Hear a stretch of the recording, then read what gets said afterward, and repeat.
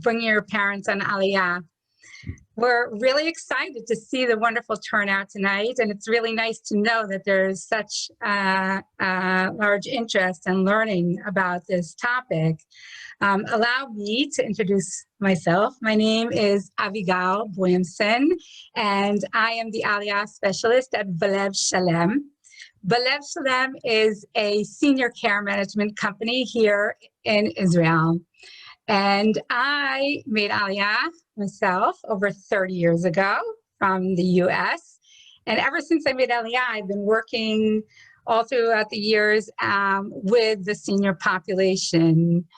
I've had the pleasure over the years of assisting hundreds of people and families to reunite and bring their elderly parent to Israel.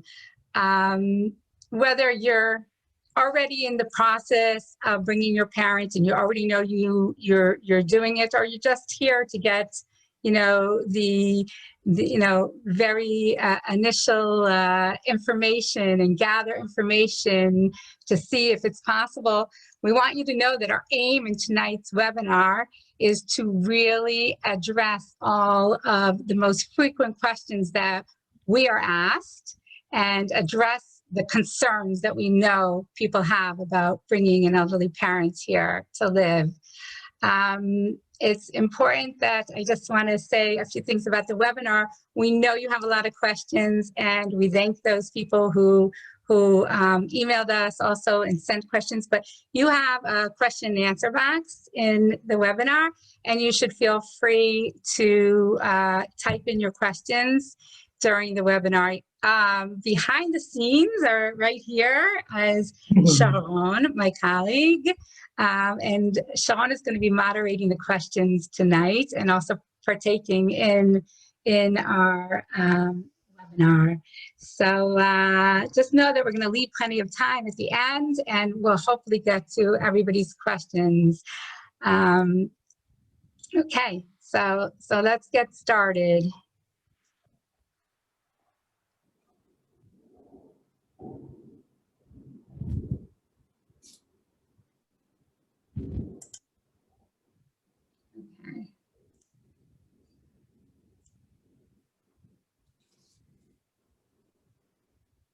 Okay, so many of the calls that I receive very frequently are from children who are very concerned about their parents who are living abroad, and they are concerned about their parents' well-being. It may be that their parent recently experienced a medical decline, or oftentimes it's a cognitive decline, and people are concerned about how their parents are managing on their own.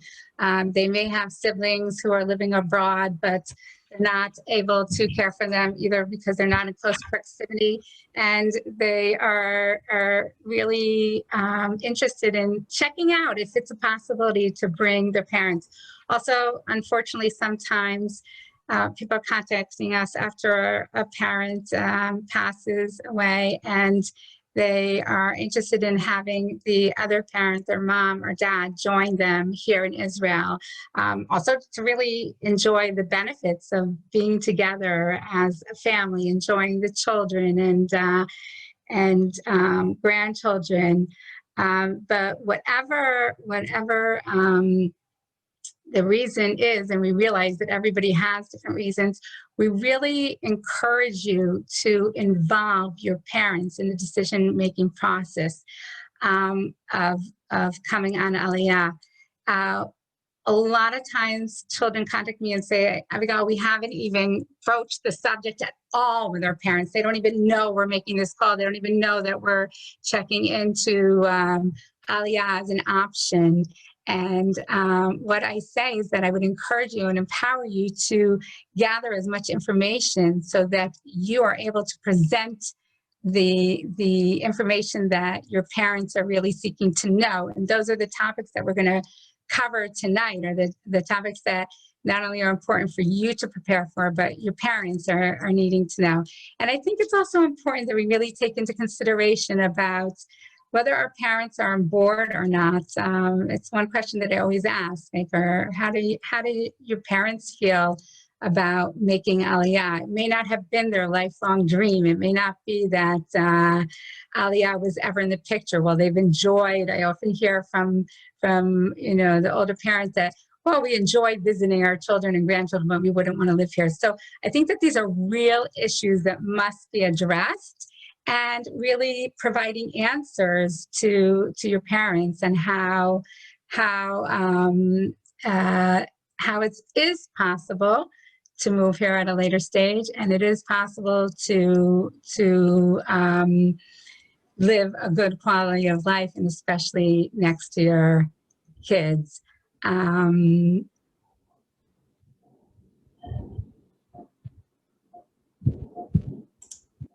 Should we go on to the next slide, Abigail? Yeah. Yes. Okay. Yes.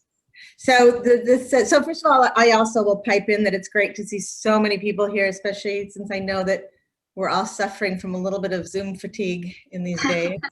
Sure.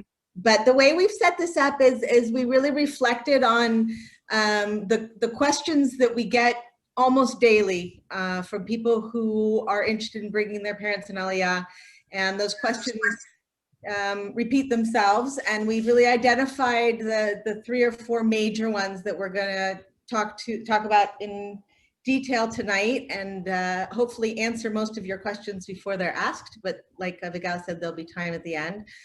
So not surprisingly, the first question is typically, what about medical care? What's covered? What's not covered? Is it covered from the first day? And I'll let Abigail take it from here. Thanks. Okay, so yes, one of the main concerns that we know parents have is about their health care. They say, I can't come perhaps because I won't have health coverage. And the first thing that I tell people is, if you're making Aliyah and you arrive in Israel as an Oleh or an Olah, and you've gone through the approval process of from the Jewish agency and have Aliyah status, then when you arrive on Aliyah, you are eligible regardless of your age, regardless of pre-existing conditions, which is pretty amazing. You are eligible to have health insurance coverage through Bituach Leumi, our national insurance provider, and you can choose one of the 4 Kupot Cholim, and that's our like an HMO, our Kupot Cholim, our Leumit, Maccabi, Mochedet, and Klalit. So your parent is going to be eligible to have insurance, and this includes hospitalization, which we hope they won't need, but it does, and doctor's visits and most medications. And you can assure your parents that they will have coverage immediately for the basic plan. They can also add on supplemental insurance. Supplemental insurance is a higher level of insurance that is available through the Kupot Cholim. We, of course, encourage everybody to get the supplemental insurance. In Hebrew, it's called Bituach Mashlim, and each kupa has their own plans. It's usually like the gold, the silver, the platinum plan, and we would encourage you to do this so your parent will have additional coverage. I also want to note that there is private insurance, that you can seek out this information from private insurance companies, insurance agents. We can recommend some reliable insurance agents. Of course, those plans do take into consideration pre-existing conditions and age bracket. I want to add in that Bituach Leumi, the national insurance provider providing the insurance, the health insurance, does require that there is a residency requirement, meaning that you have to show that your main place of residency is here in Israel, 183 days per year, a little over 6 months, and it's per calendar year. So you can assure your parents that they're not stuck in Israel. If they do, and God willing, it will be possible to easily fly one day again soon. But if they do wish to fly, they will be able to. I want to note something very important. Many people tell me, you know what, we can bring our parent here. They have Medicare. They're all set. Well, it's important. Medicare is for people who are coming from the U.S., and it does not cover people outside of the U.S. So it's very important that people know. And just one note, and it's something that it's a very individual decision, but people who are staying in Israel and making Aliyah, their parents, and they have no plans to go back to America, they have to consider whether they want to continue paying into Medicare coverage, because you will have coverage through Bituach Leumi, your parents will have, and for Olim, it's free for the first year, and then as every citizen in Israel pays a nominal fee to continue on with the coverage.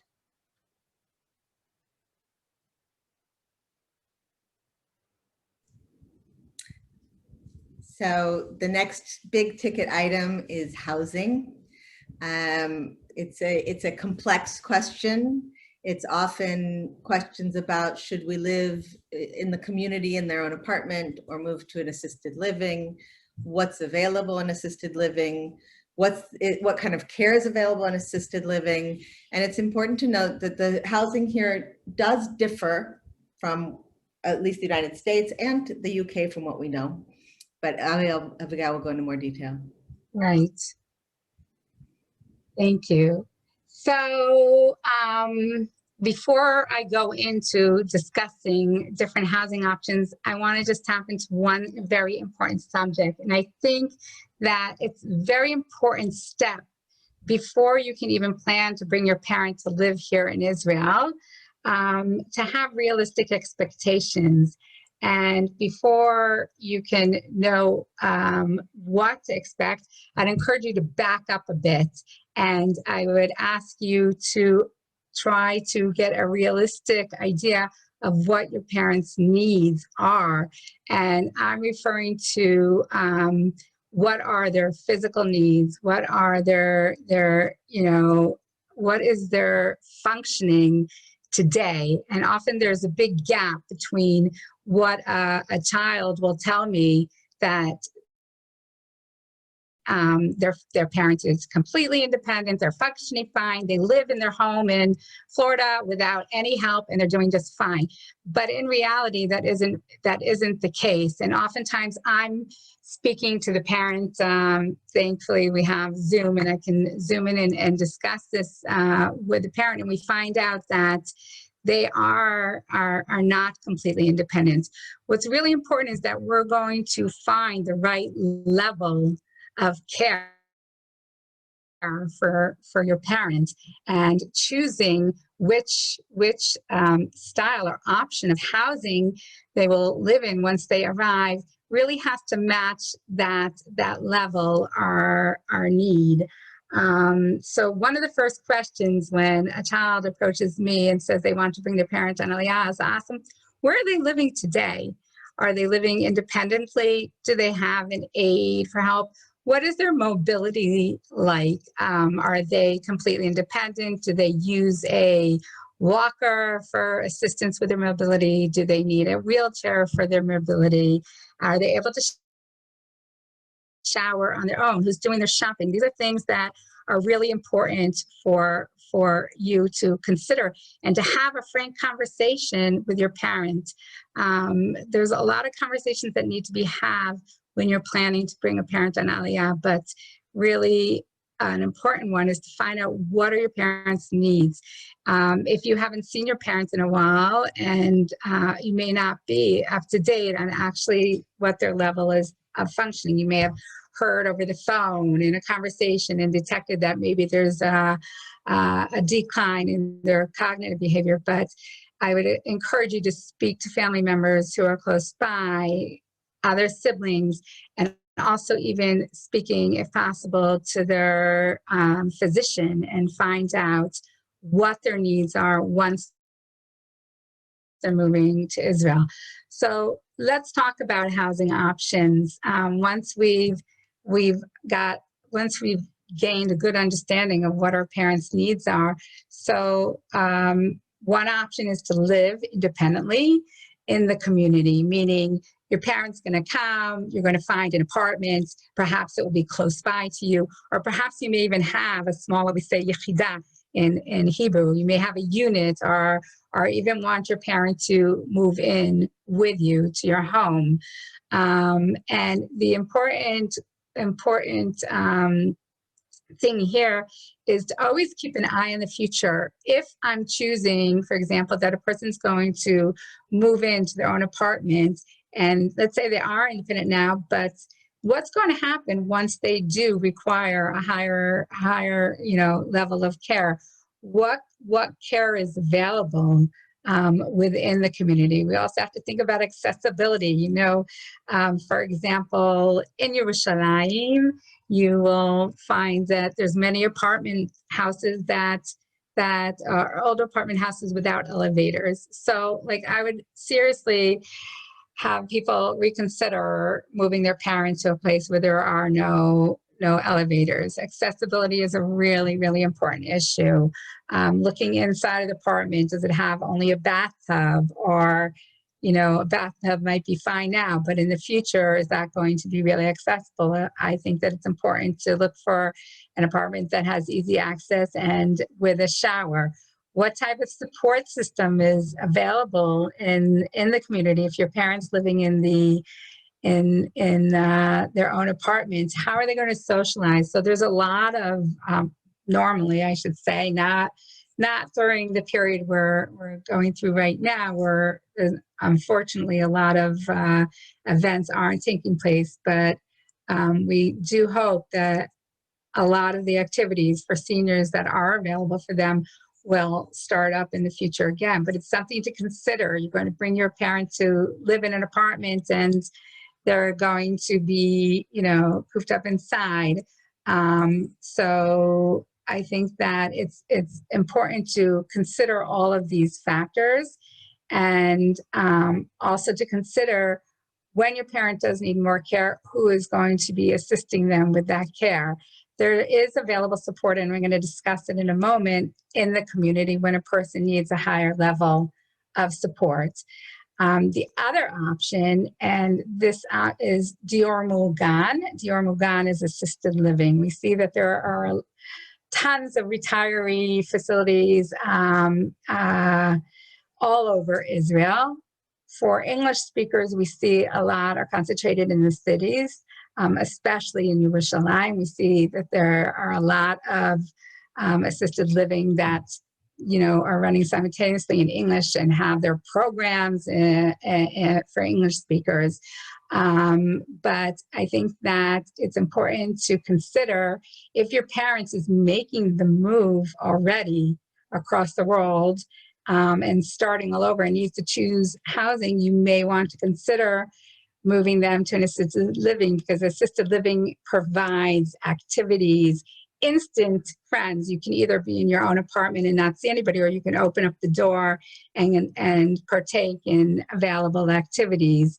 Of course, there is the budget issue, and when budgeting for housing, we can tell you that Dior Mugan, or assisted living, is the more costly route.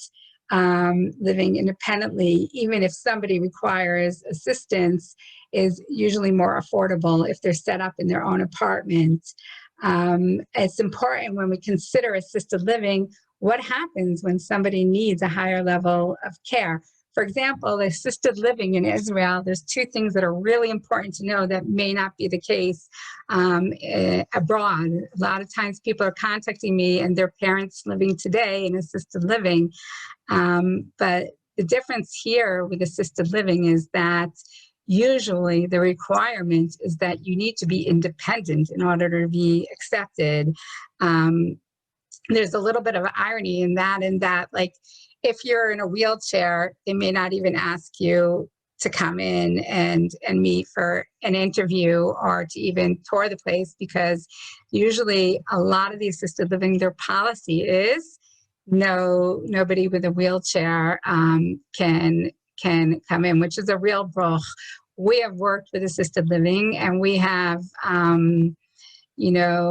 been able to assist people who do have mobility issues be accepted to assisted living, because we have discussed with the management of assisted living that the person will get the appropriate support that's necessary.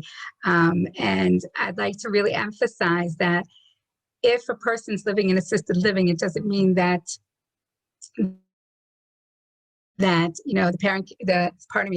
family steps aside. Actually, the family is expected very much to partake and be active in the care of a parent who's living in assisted living. For example, setting up medical appointments, or even if somebody has and is allowed to bring in a caregiver, which many places do today. Who's going to oversee the caregiver? Who's going to guide the caregiver? It will not be the assisted living. It's either going to be a family member, or many times as a care manager, we are working with many seniors who are living in assisted living.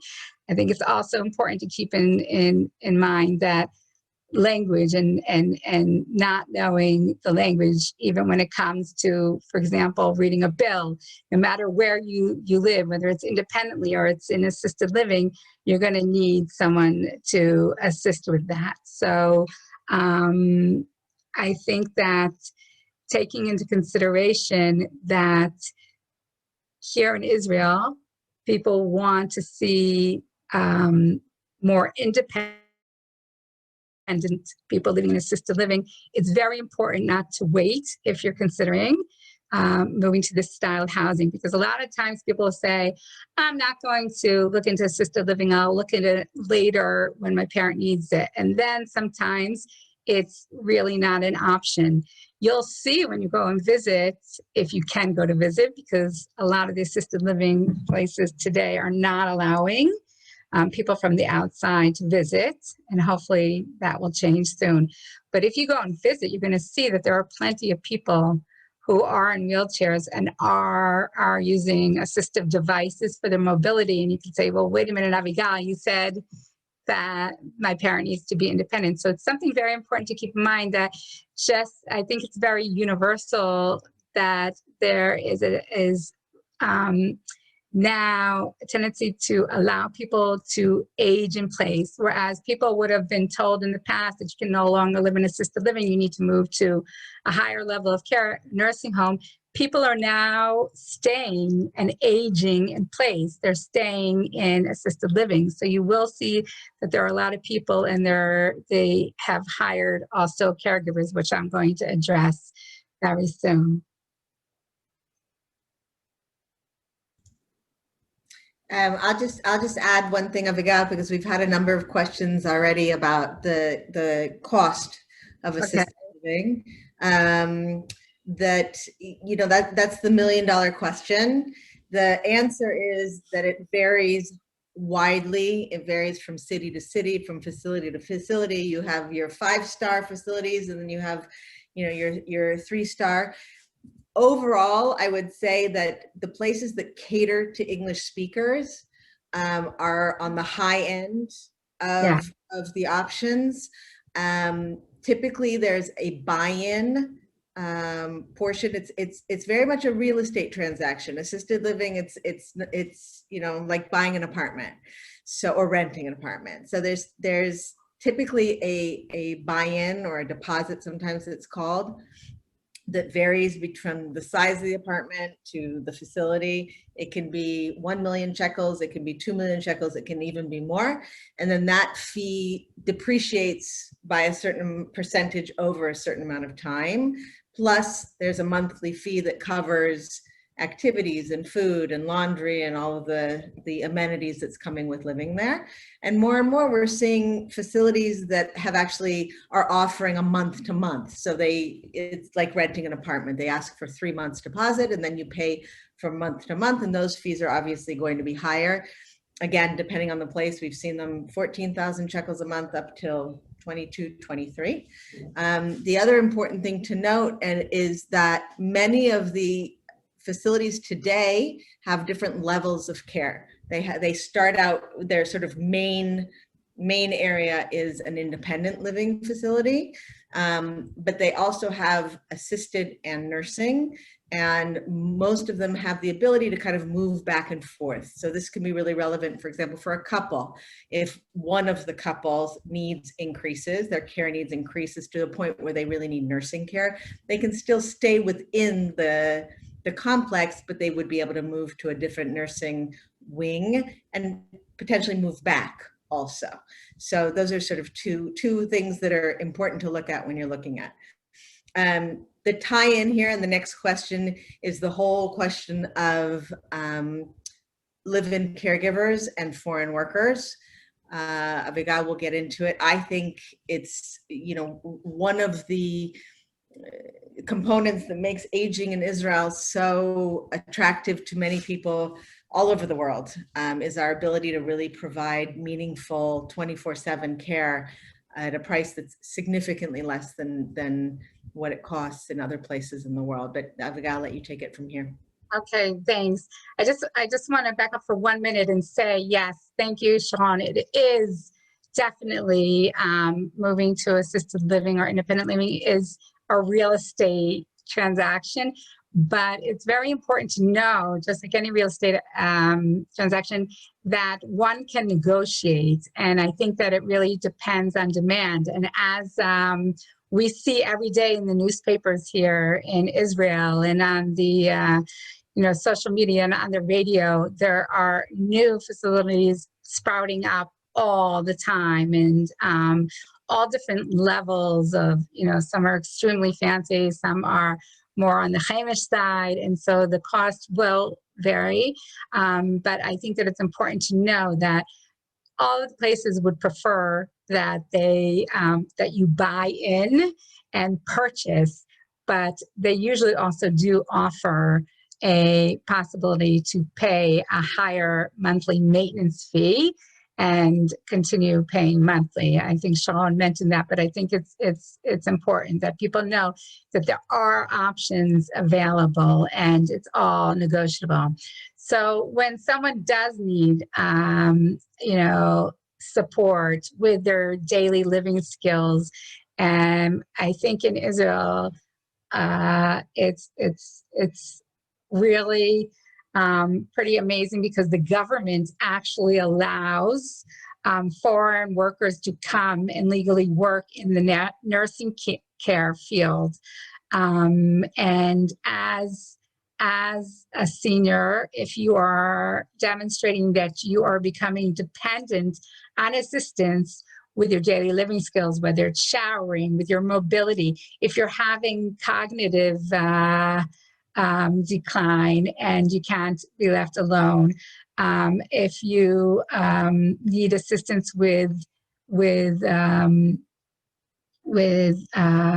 cooking and shopping, so you can demonstrate that you need assistance, and the government will allow you to hire a foreign worker, but you must do it and follow through with the legal process of obtaining a permit to hire a foreign worker. There's actually, not only does the family who's hiring a foreign worker have to have a permit, but the foreign worker has to also have a proper visa.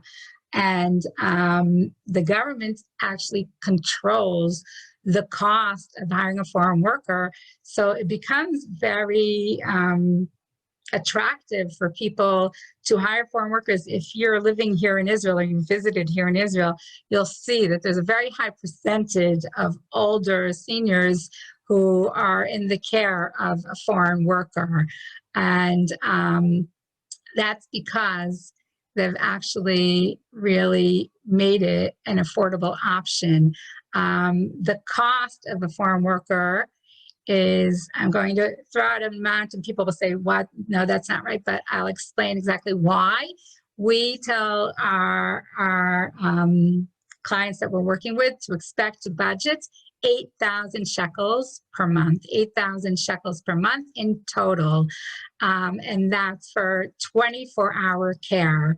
And this is an important component that you need to know. When you are hiring a foreign worker, even if you're hiring the worker through an agency and you are obligated to hire somebody who is through a tagid or an agency, then you need to know that you as a family are the employer. So, for all intents and purposes, you have to also give to your foreign worker all of the benefits that are required by any Israeli employee to their worker. And this includes holidays, vacations, health insurance coverage, and a pension. So we tell people to budget about 8,000 shekels per month, and this is in total. Now, there is a possibility to offset the cost of hiring a foreign worker by tapping into some benefits that I'm going to speak about. And one is through Bitoch Leumi. Again, I mentioned Bitoch Leumi earlier because Bitoch Leumi is our national insurance provider. They provide our healthcare coverage, but they also provide Gemilat Siud, which is the nursing care law that I'm going to discuss in just a few minutes. But it's very important to know when I'm talking about any of these benefits, it's not a sure thing. And your parent does need to qualify. It's how does somebody qualify for these benefits? It's on dependency, meaning how dependent is a person on another, how dependent is the person to receive assistance for their daily living skills, which I mentioned earlier. It's also, there's a means test, so an income test. I'm going to describe it more, but I think that what's really important, and this is, I think what makes it attractive a lot of times for someone to bring a parent who is noting decline and can no longer manage on their own abroad, they can bring them here, have them live within the community, and hire a 24-hour carer. And they're eligible to apply immediately to get a permit. It does take time to receive the permit. You have to demonstrate that you are in need of assistance by having, by having an assessment from Bitoch Leumi. Will send a nurse to do an assessment. We're going to talk about that also in relation to Bitoch Leumi. But you do need to show that you require assistance. Anybody who's over 90 does not need to show a full geriatric report. They can fill in the application and usually be immediately granted approval for a permit. And if you're 84 years and over and you require assistance, then you will also, if you're younger, then you're going to have to, it's a process. It can be done, and we assist people a lot of times. It can be done, but I think it's a very attractive option to hire a foreign worker here. And like Sharon said, I think that it basically works out to what we pay here per month. It's usually overseas. I think the cost of having full-time 24-hour care, you pay that per week abroad. So I'm also going to go back to long-term care just for a moment, because this is the point in time where in these webinars, someone always raises their hand and says, 8,000 shekels, that's twice as much as what I pay. And they would also be right. And what I wanted to just clarify is what we like to advise our clients is how to budget. We're not talking about the salary of the caregiver. We're talking about how to budget your own finances in order to ensure that you can cover the cost of a foreign worker. The salary of a foreign worker is tied to the minimum wage like everybody else in Israel, which is currently 5,300 shekels a month. From that, if you're entitled to make certain deductions for living expenses, depending if you're renting, or if you own your home. It varies from if you live in Tel Aviv, or if you live in Hadera, or if you live in Eilat. Those are all variables. The rest of the money is as Abigail mentioned, allocated to ensuring that you can cover social benefits, a lot of times, which is actually only due at the end of employment. And so if you haven't budgeted and you've been employing this person for 10 years, you can find yourself having to pay a very, very large lump sum at the end. So that's why we really like to talk about it in terms of budgeting, not in terms of base salary. And I will add to that the Bituach Leumi Gimlat Siyud, and we're getting into that now, can be quite substantial. It can, if you are eligible for the maximum amount of Chok Siyud, it will offset a large part of the cost of a foreign worker. Just another element, though, in the salary that I forgot to mention is that every foreign worker is entitled to 24 hours off every week, and it is the employer's obligation to find and pay the replacement for that period of time. Sometimes the worker themselves prefer to stay on and earn that money. So I'll leave that there. For those of you who are tapped into our Facebook page, we have a series of Tuesday tips, among which we've scheduled in the next couple of weeks a detailed breakdown of the costs of a foreign worker.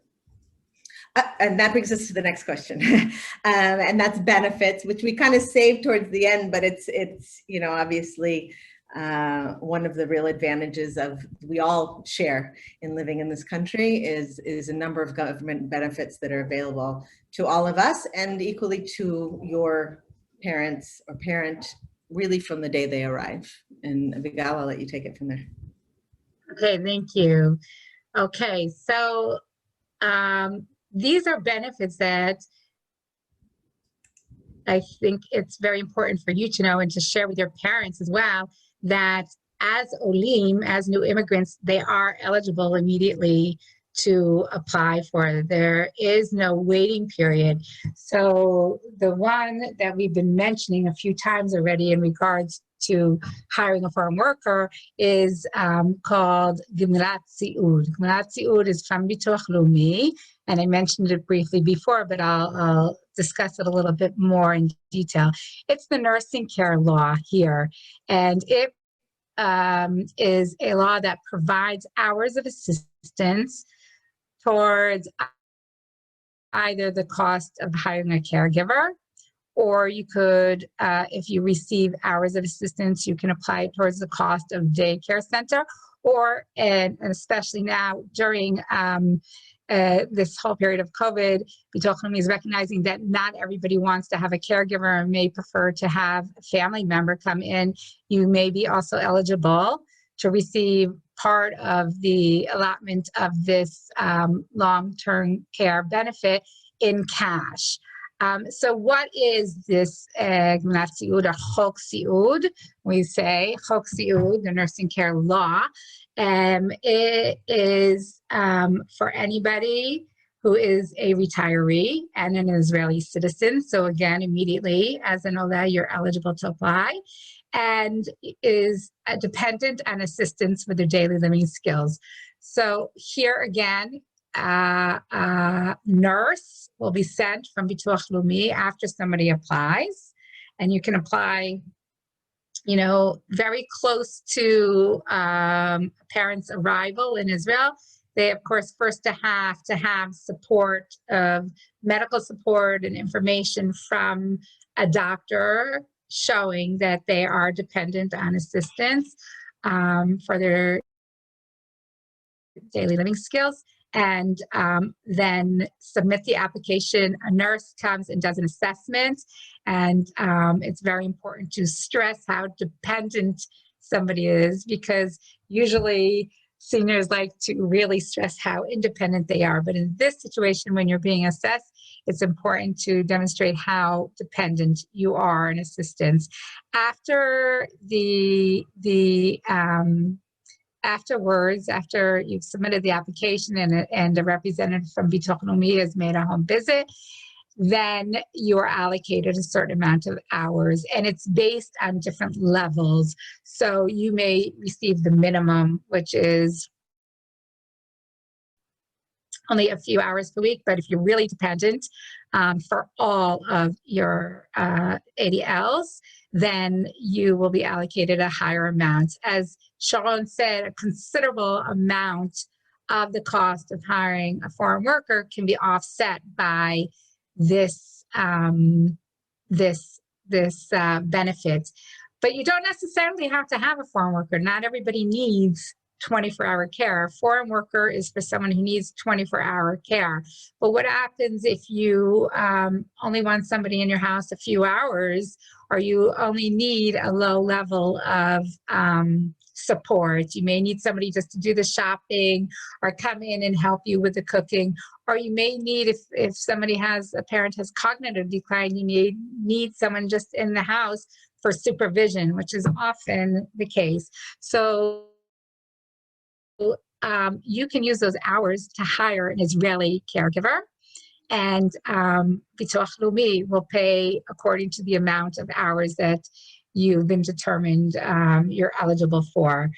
Another really nice option for seniors, and especially for Olim who may be looking for social interaction, and we know the benefits of social interaction are so important, is to attend a daycare center, or in Hebrew we call it a Merkaz Yom. So we also have Merkazei Yom that are geared for people who have memory impairment. There's, especially in the Jerusalem area, there is an organization called Malabev that has daycare centers for memory impaired, and they're in English, which is a really nice option. So you could use your hours that you've been allocated by Bitok Leumi towards offsetting the cost of daycare, and they provide transportation and meals and activities specifically for the population who is having memory impairments. You can also use the hours if you choose to buy adult hygiene products, and you're free to choose. Once the hours are allocated, you get to choose how you would like to take advantage of this benefit. But again, I think I'm going to repeat it again because it's important that you have this information to share with your parents, that they are eligible for this assistance immediately. When you arrive, you can apply. Not everybody will be eligible. It is based on a means test. And even if your income is high, you may be eligible for the partial benefit and get a lower amount of hours. But take into consideration that there is a means test. Now, I want to talk to you about if your parent is a Holocaust survivor. When they come to Israel, they may be eligible for, even if they've been recognized by the claims conference abroad, they may be eligible for additional benefits as a Holocaust survivor. Israel provides additional hours of assistance. Right now, it's about 9 hours weekly towards the cost of hiring a caregiver. If you're eligible for Chok Siud, the nursing care law, then as a Holocaust survivor, you may be eligible for additional assistance in hours. You also, if you're recognized here by the Israel Ministry of Finance, which we would encourage you to apply for when you arrive, if your parent's a Holocaust survivor, when you receive recognition, then you're eligible for free medications. And there are also additional benefits towards Arnona benefits, city taxes, if you will. But it's very important, I'd like to mention here, across the board that you need to bring good documentation with you. And often is the case that a child is traveling to the States or to Canada, wherever they're coming from abroad, and bringing the parent, and then they realize only afterwards that they didn't bring the required documents. So any documentation that you have that your parent is a Holocaust survivor, it's important to bring with, and also add at this point that also good medical documentation is really important. We have a senior citizen card in Israel that provides discounts to cultural events. We hope soon that seniors will be able to partake in cultural events, also public transportation. There are discounts as well. Hopefully the next benefit should be only used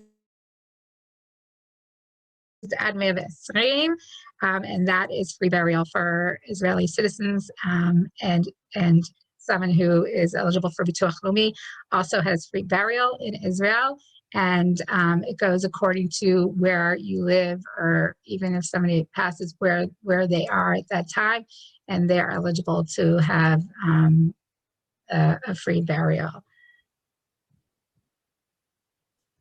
Okay. Let's talk about just before we wrap up, just having realistic expectations. I spoke about it a little bit at the beginning and talked about how it will make a difference in the planning, but how long will it take to go through the Aliyah process? People constantly contact me and ask me questions about bringing their parent on Aliyah. And then they contact me only several months later and say, we need to do this in a hurry. Well, there is no way to do an instant Aliyah. And I think that also there are, there's the whole emotional component about making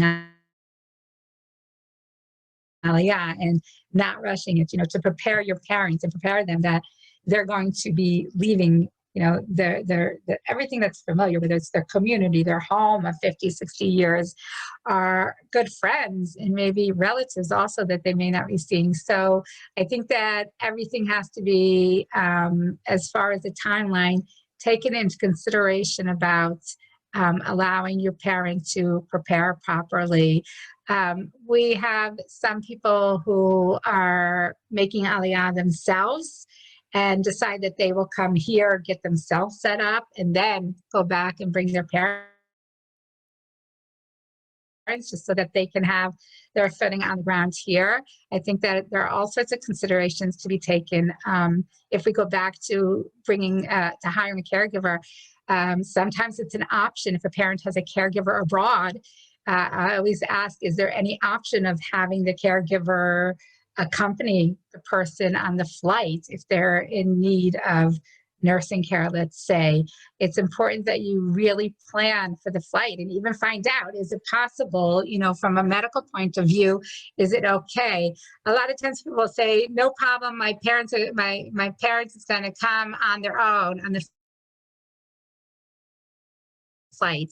And I would really like to stress that when a parent is making Aliyah, it's not like any other flight that they've taken to Israel where they've maybe perhaps come for a simcha or they've come for vacation, because leading up to that Aliyah flight can be very stressful. Again, packing up and saying goodbyes. And by the time a parent arrives on that flight, I can tell you that I've accompanied people who are making Aliyah, senior parents, and very stressful. So I think it's very important very early on, to consider, what are my parents' needs going to be on the flight? Do they need, will it suffice if only I accompany them, or do they need some level of care on the flight? But we want to make sure that they're getting the proper level of care. And it's something to consider. Also is when your parents arrives in Israel, a lot of times people have the tendency to hit the ground and go running immediately to do all the errands that need to be done, whether it's getting a new phone or opening up a bank account, getting their apartment set up. So I encourage people to take time, let your parents settle. We don't want to see that a parent gets sick after they arrive because they're running around. They need time, and we personally have seen when people do want to run around immediately with their parents, and then their parent usually ends up like just being exhausted, and it's not a good way to start. So we encourage you, like, to take your time. Your parents are here, they're staying here, it's not a visit, and there's time to get these things done. And the last thing that I'd like to say is, really, it's so important to involve your parents as much as possible. This is their, they should be making the decision, whether it's if they're going to make Aliyah or not make Aliyah, or if they're going to move and what style of housing they're going to move to. Involve them from the very beginning. And allow them to make decisions. I'd like to add here that sometimes people will say, we're going to bring our parents, they'll live with us in the beginning, and then we'll take them around themselves to see what housing options are available and let them choose. That's really optimal, but it's not always doable.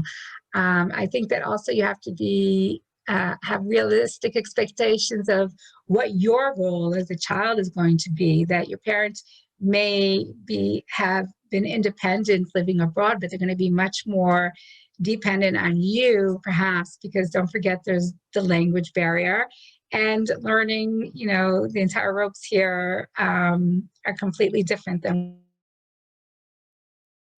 what they're used to. So you have to be expecting that you're going to be spending time in the beginning, and as a support, we as care managers or B'Lev Shalem accompany people who are making Aliyah and help them to navigate their way through the initial process of getting acclimated. And I think that wraps up what we would like to say here. We're going to open up for questions, but before we do, we'd like to, Sharon, would you like to speak a little bit about different options for getting more information? Yeah, thanks, Abigail. As you're talking, I sort of like, well, and this, I mean, there's so much information. It's such a huge, I agree. It's a big step. It's complex. I always say to people, we talk about Chok Siyud and Bituch Leumi with such ease, but it's because we've been dealing with it for years. I remember the first time I tried to read about it in English on the Bituch Leumi website, and I had no idea. I couldn't make my way through it. So it's complex. It's complicated. There's so much more than what we've touched on here. We have a lot of great questions. I'm going to try to get to as many of them as I can. Also, I just want to point you to two resources. We have a Facebook page that we try to post as much relevant information as we can that would be helpful. We recently had a post on how to prepare for an assessment by a Bituach Leumi nurse. Like I mentioned before, we're going to be presenting an infographic on how to budget for a foreign worker.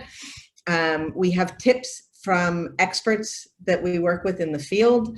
We've developed really amazing relationships with professionals from all walks of aging-related services, lawyers, occupational therapists, physicians, neurologists, and people who've really very generously given of their time and their expertise to add tips to our page.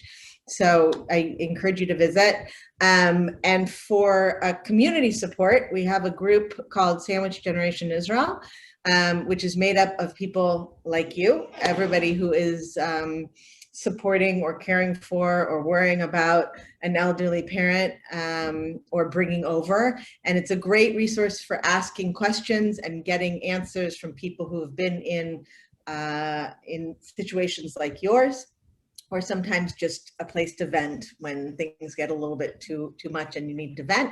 And of course, we have the contact information at the bottom. I would definitely start with our website. There's a lot of information there. I want to I'm actually going to start with one this chat of one question, which is, can the Aliyah process be done when the parent is already in Israel? Abigail, do you want to touch on that? Hi, okay. So there is a possibility to make Aliyah if the parent is already here in Israel. You can do it through Nefesh B'Nefesh. They have a guided Aliyah department, but I would like to really stress that only if the parent is already here. I wouldn't bring a parent here with the plan to have the person make Aliyah in the future, because they will not have immediate healthcare coverage. If they come on Aliyah from abroad, then when they land, if they have the approval already, then they're eligible for immediate healthcare coverage. Keep in mind, if you have a parent who is here, there's going to be a period of time where they may not be having coverage because they won't be eligible for coverage as a citizen through Bituach Leumi. I also just want to say one thing that at this time, which I didn't mention, is that even if you're considering slightly that your parent may be wanting to make Aliyah, I encourage you to really move forward with the application process so that you can have that option available to you. It takes time, especially now during Corona. There are extra documents that need certification, and there's extra reports that are necessary. So to make it as easy as possible, I would recommend moving forward. There's also, always been the issue of when applying for Aliyah, you need to have an Aliyah interview, a face-to-face interview. Also, seniors need to have this face-to-face interview, and it's not always so easy if your parent doesn't live close by to one of the major, to the Jewish agency representative offices, or their mobility is limited. The reason I'm mentioning this is because right now, as it stands, because of COVID, they are doing Zoom interviews. So this is a huge advantage for a senior, that you can not have to worry about how your parent's going to get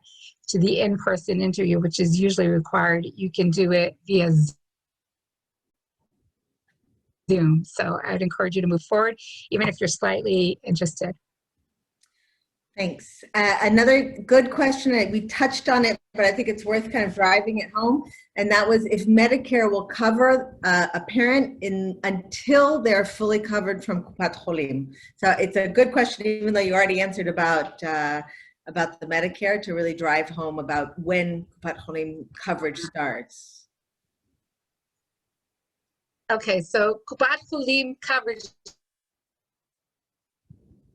begins immediately upon arrival if your parents arrive. If they've gone through the process of obtaining Aliyah approval from the Jewish agency and they arrive in Israel with an Aliyah visa, then immediately they will have coverage through Bituach Leumi. They can join one of the Kupot Cholim and have full health insurance coverage.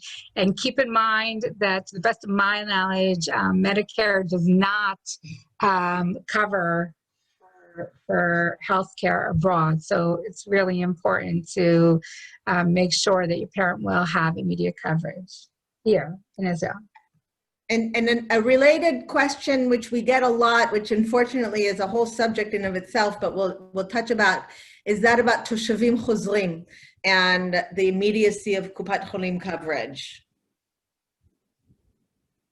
Sean, can you repeat that? Just the for who? Because I didn't hear for returning citizens, for people who once were citizens of Israel and left, right, and are now coming back.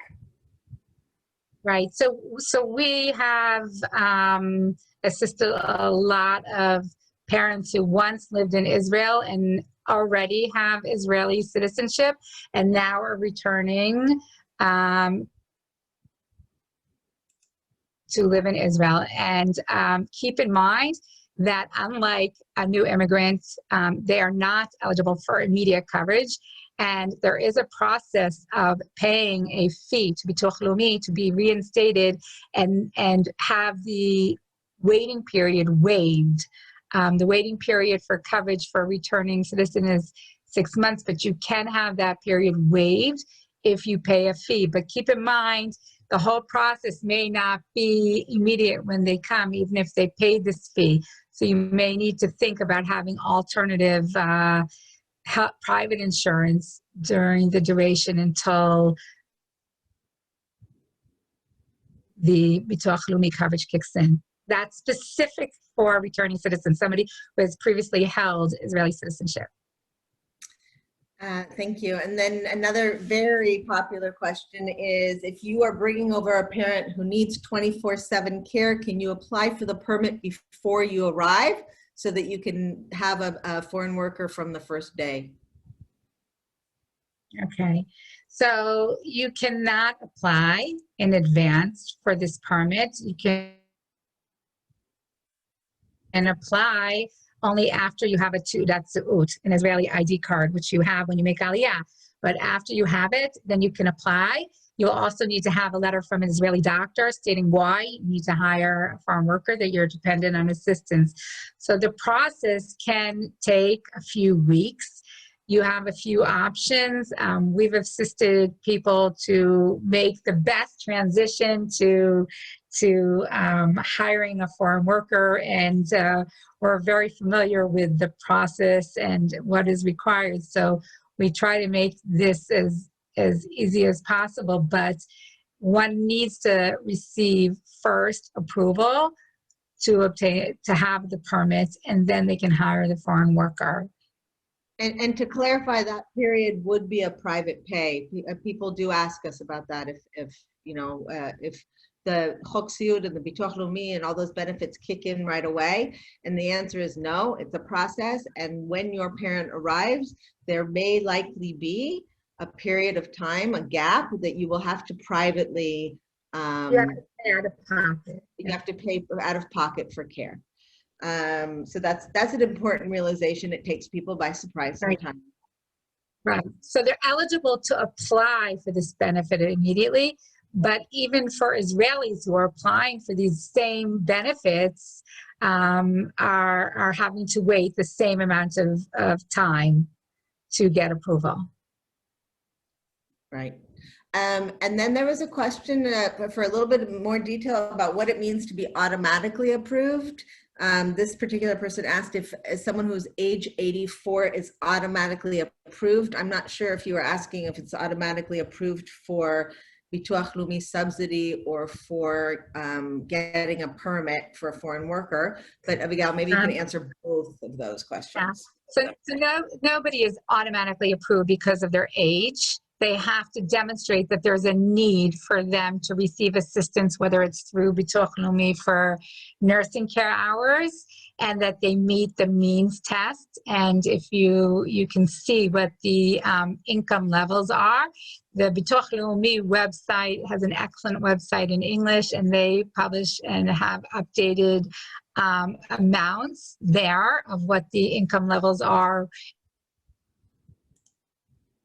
if it's a single or if it's a couple, but there is no immediate approval just because someone is turned a specific age. They have to demonstrate that there's a need and meet the means test criteria. And the same thing for obtaining a permit to hire a foreign caregiver. You cannot just get it because you say I'm a senior or I'm above 80 years old. You have to demonstrate that there is a need.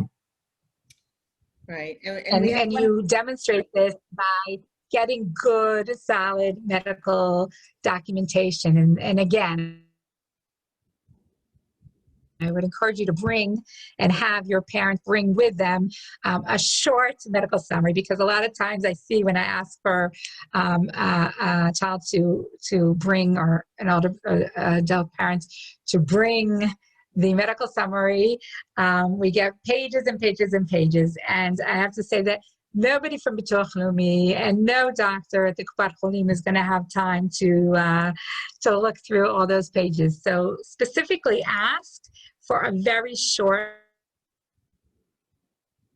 medical summary listing your parents' medications, listing their diagnoses, and also listing what their limitations are why they need assistance, and their dependency, why they're dependent on help.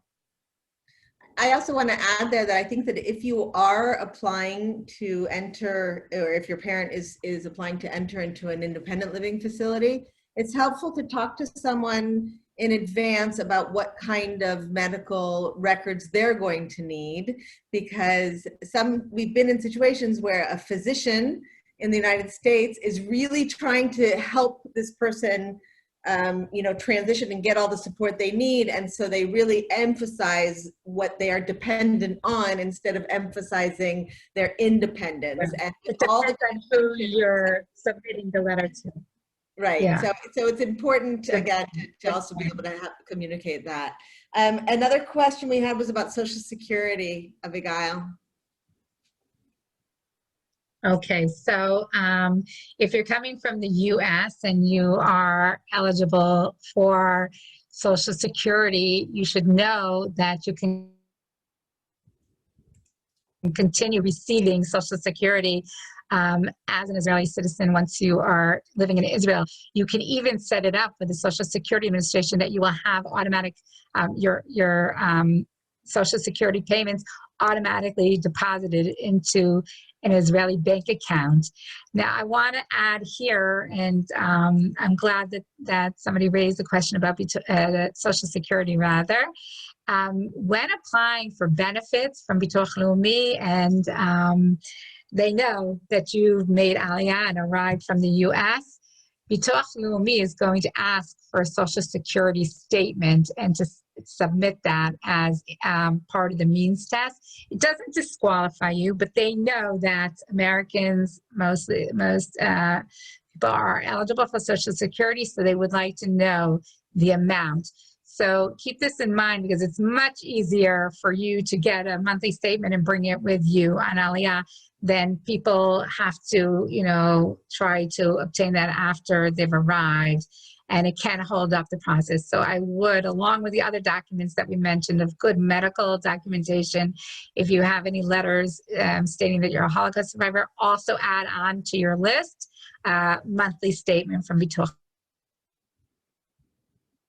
Leumi. Thanks. We have another question about the validity of monthly statement for Social Security, rather. Social Security.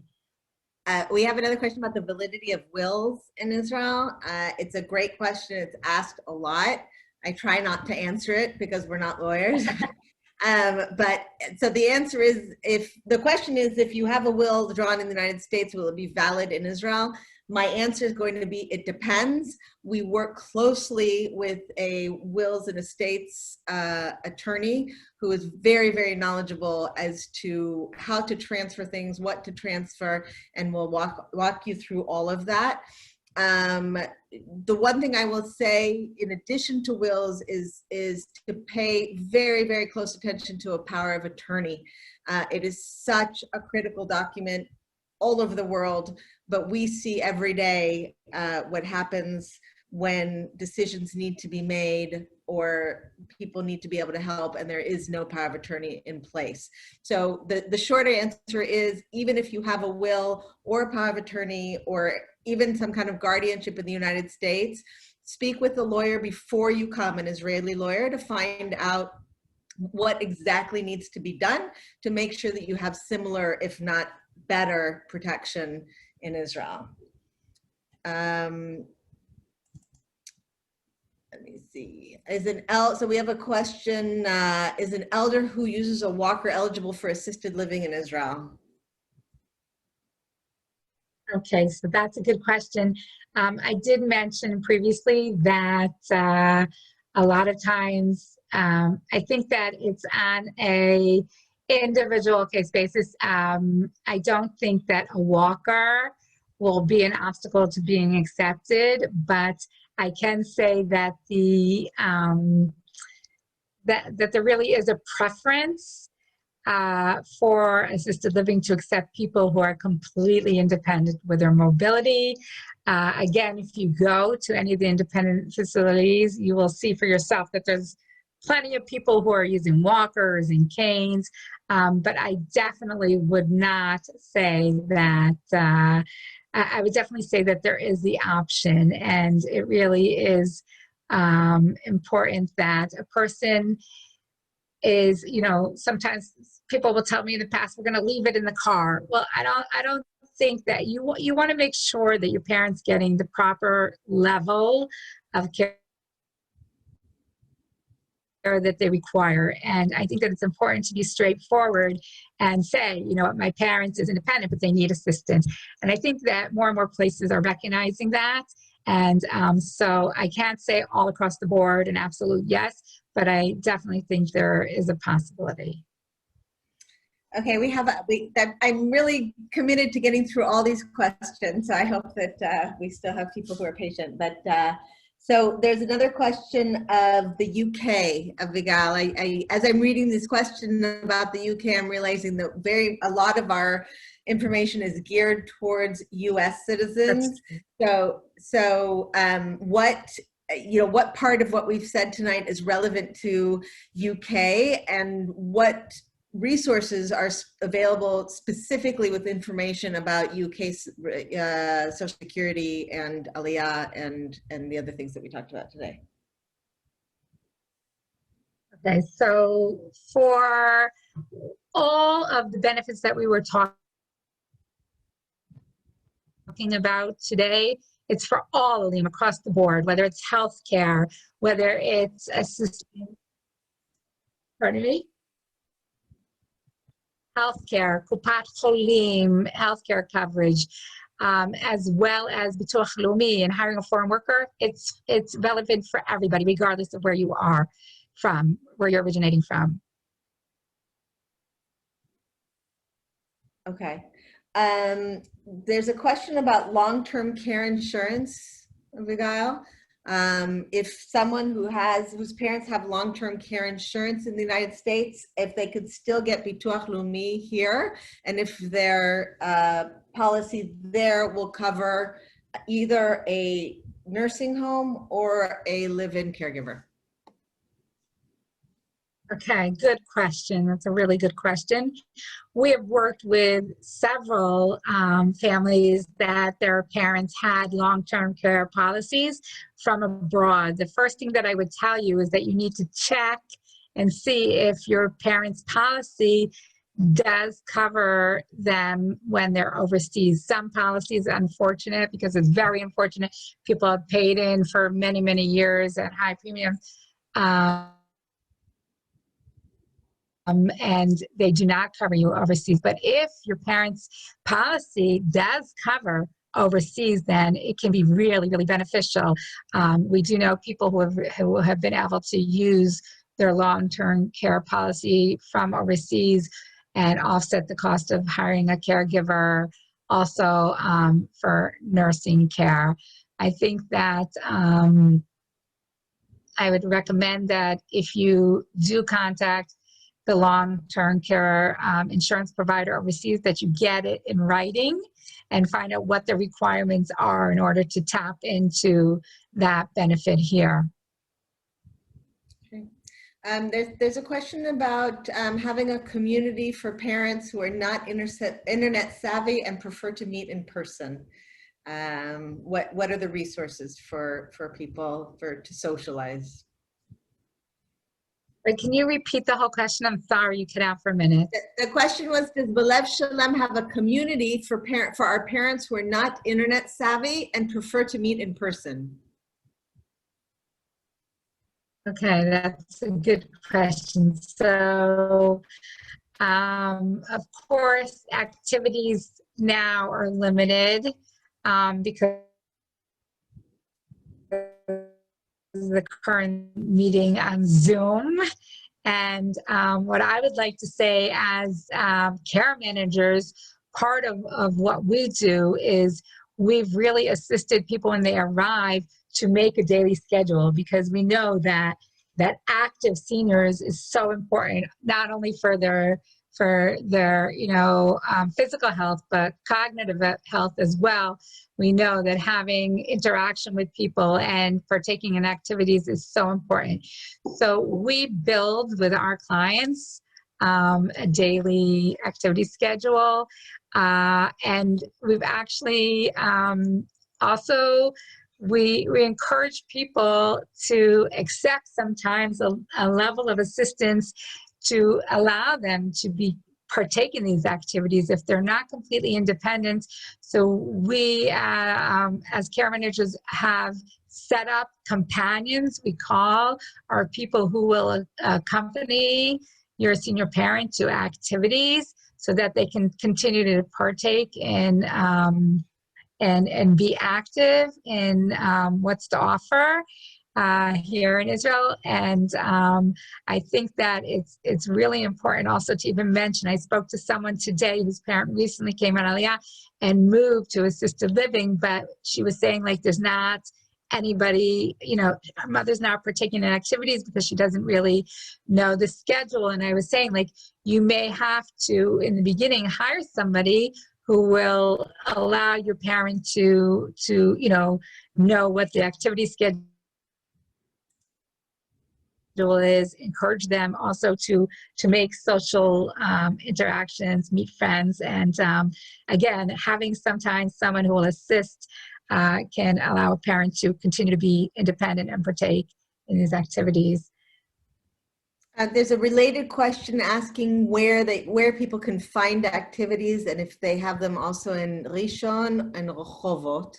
And I'll actually answer that and say Israel is very committed to integrating its elderly population into the community at large. And there really are a lot of activities, from volunteering to museums, to day centers, to trips, very much depending on the person's level of, independence and interests.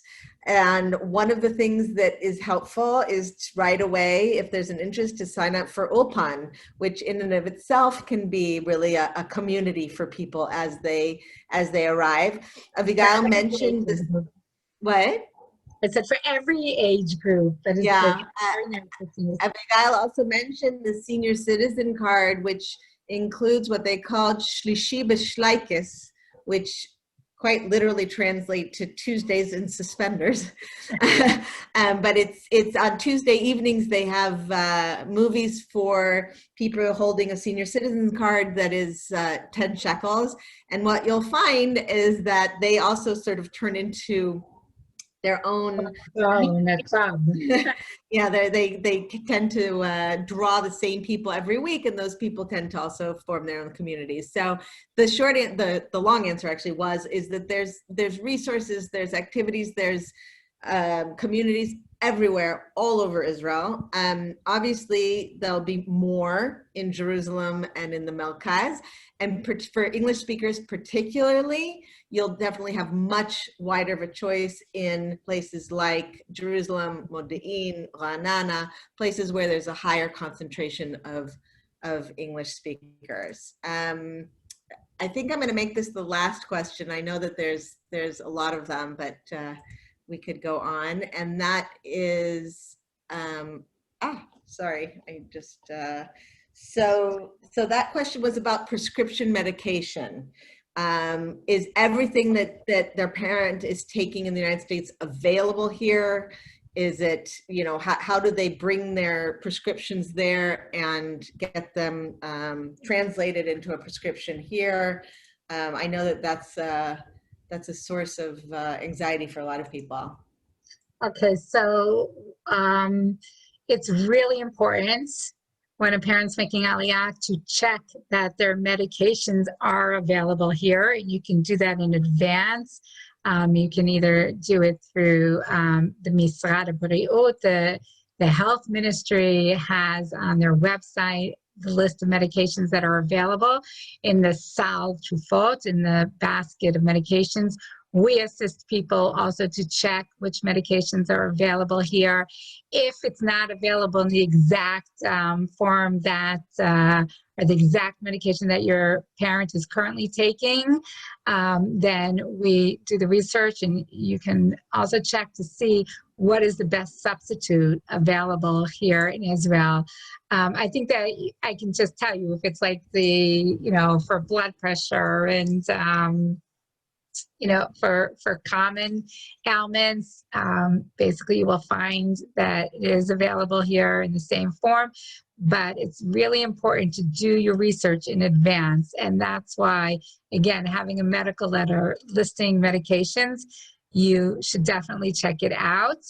If a medication is listed in the basket of medications, every year, January 1st, there's a listing of medications that are covered in the basic basket, then your medications, you're eligible for paying a low copay for at Kupat Cholim to purchase. If it is not covered in the basic plan, then it may be covered in your supplemental plan. And that's why, again, earlier, I encourage that everybody gets, when they sign up for healthcare here, not only the basic plan that every citizen is entitled to have, but also to add on additional supplemental insurance coverage, so more medications will be covered.